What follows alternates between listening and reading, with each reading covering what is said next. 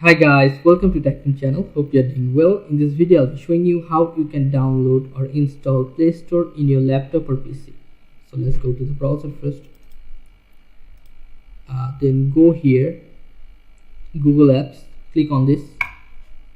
Then you will find Play Store. Just click on Play Store.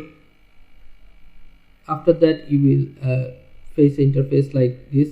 Play Store. But you have to go here on three dot icon above beside the profile icon. Then you should go more tools, this one, more tools. Now choose the second option, create shortcut.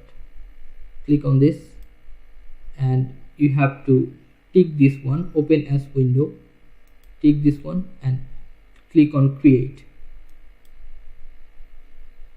Okay, let's see now. See here's your Play Store on the laptop or PC. You can use it from here directly now. Okay guys, so guys, this is how you can download Play Store from your laptop, PC or Windows. Guys, if you find this video helpful, then please give a thumbs up and don't forget to subscribe the channel. Thank you so much for watching the video.